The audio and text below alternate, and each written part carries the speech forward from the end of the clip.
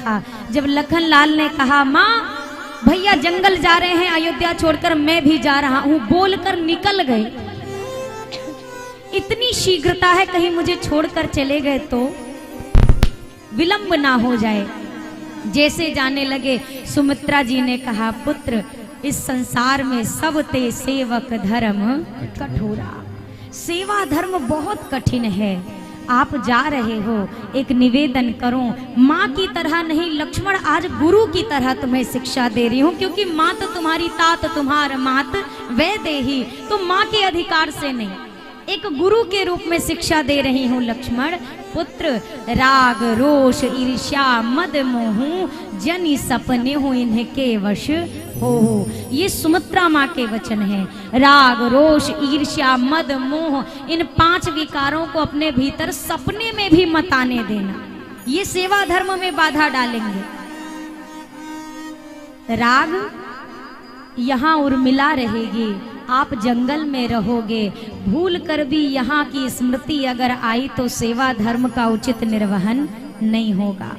उर्मिला से राग मत करना, कैकेयी से रोष मत करना। राग रोष ईर्ष्या, किसी भी प्रकार की ईर्ष्या का भाव मत रखना भरत के साथ, उसका कोई दोष नहीं है।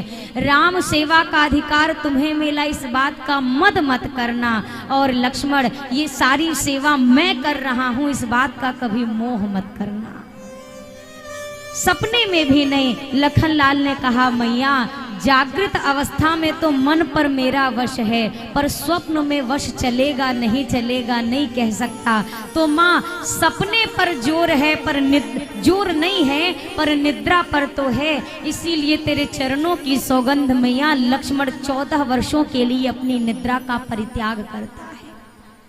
ना मैं सोऊंगा, ना स्वप्न आएंगे, और ना ही स्वप्न के जरिए ये विकार मेरे भीतर आएंगे।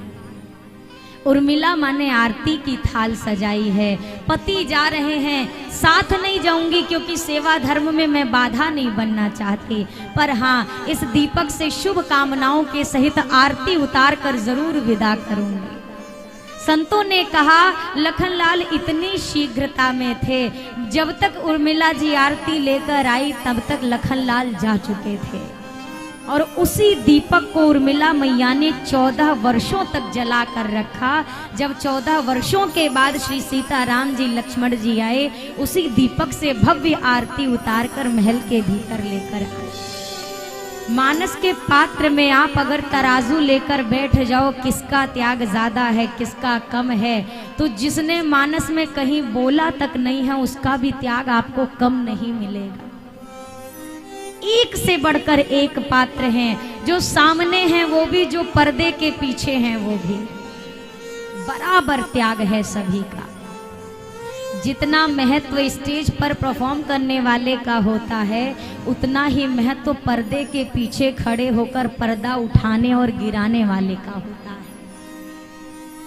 लखनलाल चले, तीनों ने दशरथ जी से विदा ली, चल पड़े हैं। सारी अयोध्या पीछे पीछे लग गई, हम भी चलेंगे, आपके बिना क्या करेंगे यहाँ, हम साथ चलेंगे।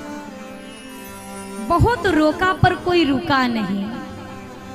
राघव जी चले, गुरु आश्रम तक पैदल गए। दर्शन करिएगा आप, गुरु आश्रम तक क्यों पैदल गए कि अगर यहीं से मैं रथ पे चलूंगा तो ये सब भी अपने अपने वाहनों से चले, फिर इनको बीच में छोड़ना मेरे लिए असंभव होगा। यहाँ तक पैदल गए, गुरु आश्रम तक। उधर दशरथ जी ने सुमंत जी से कहा है 4 दिन जंगल घुमा के ले आना मेरे राम को। अब गुरु आश्रम से राघव जी रथ पर आरूढ़ हुए। अब अयोध्यावासी नंगे पांव रथ के पीछे पीछे भागने लगे।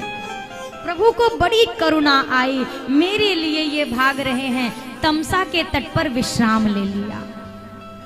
सब थके थे, कुछ थकान से सो गए, कुछ प्रभु की माया ने निद्रा में भेज दिया। और हुआ क्या, जो जागत है सो पावत है। जितने लोग सोए, भगवान ने सुमंत जी से कहा, तात यहाँ से रथ ऐसे चलाइए कि रथ के पहियों के निशान भी इनको न ढूंढने में आए। बहुत कहा सुमंत जी ने, पर राघव जी ने कहा नहीं, वचन पूरा करना है। चल पड़े, पहुंचे कहाँ, श्रृंगवेरपुर। श्रृंगवेरपुर में जब पहुंचे हैं राघव जी, निषाद राज ने स्वागत किया। कहा प्रभु मेरा राज्य आपके राज्य जितना बड़ा तो नहीं है, पर जितना भी है आज से आपका है।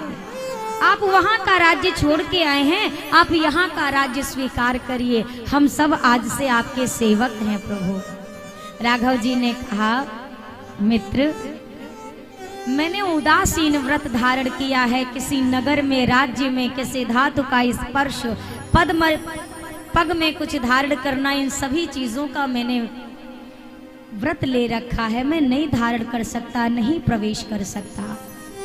एक शीशम के वृक्ष के नीचे राघव जी रुके। घास फूस की शैया तैयार की गई। रात्रि हुई तो प्रभु श्री सीताराम जी उसी पर विश्राम करने लगे। ये दृश्य निषाद राज जी ने पहरेदारी में लगाया है लोगों को। ये दृश्य जब देखा ना तो निषाद राज जी बोल पड़े, कह नंदनी मंद मती कठिन कुटिल प्रण कीन। अच्छा नहीं किया कह ने। जब ये बात लक्ष्मण जी ने सुनी, अपने पास बुलाया, यहाँ आइए, क्या कह रहे थे आप? कैकेयी जी ने गलत निर्णय ले लिया, भगवान को दुख दे दिया। लक्ष्मण जी ने कहा बैठिए। जिसको दुख होता है वो रोता है कि सोता है, आप बताइए।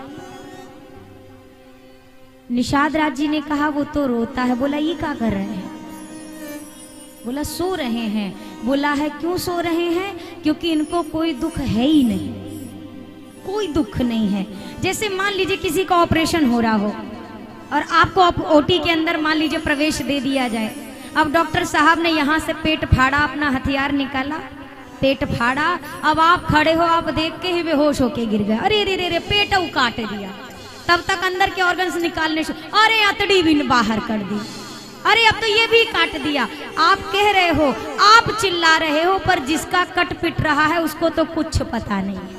क्यों? क्योंकि उसको तो एक ऐसी सुई लगी हुई है कि वो इन सब दर्द से परे है। हमको जीवन में जब हम कुछ भक्तों को देखते हैं, जैसे कथा सुनते हैं, कई लोग कहते हैं दीदी भक्तों को इतना कष्ट क्यों मिलता है? ये हमारी आपकी दृष्टि से कष्ट लग रहा है। जो जीवन जी रहे हैं उनको तो परम आनंद मिल रहा है, परम आनंद। क्यों? एक संत थे, मैंने सुनी थी कथा, उनके पीठ में एक घाव था, यहाँ कंधे के पास घाव था, उसमें कीड़े लग गए थे, कीड़े। एक डॉक्टर उनके पहचान के थे, शिष्य थे, रोज शाम को आते और कीड़े बाहर निकालते। जैसे डॉक्टर साहब जाते, उसी दर्द में ये राधा कृष्ण हे राधे हे श्री राधे जपते रहते। डॉक्टर साहब जैसे जाते, उन कीड़ों को वो फिर उठाते और घाव में डाल देते। पूछा क्यों, आप क्यों रोज ऐसा करते हैं? बोला जब ये काटते हैं ना तो मेरे दिल के भीतर से मुझे श्री राधे की याद आती है। जब ये दर्द नहीं होता ना तो मुझे उसकी याद कम आती है, और जितनी बार ये मुझे कष्ट देते हैं मेरे मन के भीतर से पुकार निकलती है। तो मैं नहीं चाहता कि ये पुकार कभी बंद हो। हम जिनको कष्ट में देखते हैं वो कष्ट में नहीं है, वो परमानंद में है। उनके जैसा सुख किसी के जीवन में नहीं है। आप बताओ, अगर किसी की बाल्टी उठाने के लिए खुद भगवान आ रहा है, किसी के कपड़े धोने के लिए भगवान साथ चल रहा है, उसके जैसा आनंद किसी को मिलेगा? जनाबाई जी नामदेव जी की सेवा में थी। एक दिन जनाबाई जी भजन करते करते उन्मत्त होकर मूर्छित हो गए, सेवा नहीं हो पाई। तब तक भगवान आ गए। बोला आप नहीं धो पाओगी कपड़े, हमें बहुत अच्छे से मैल छुड़ाना आता है, हमने अच्छे अच्छे मैल छुड़ा दिए हैं, ये कपड़े मुझे दे दो। सारे वस्त्रों को नामदेव जी के भगवान ने धुला। इनके जैसा सुख किसके जीवन में है भैया? निषाद राज जी से कहा इनको कोई कष्ट नहीं है, ये सब लीला है।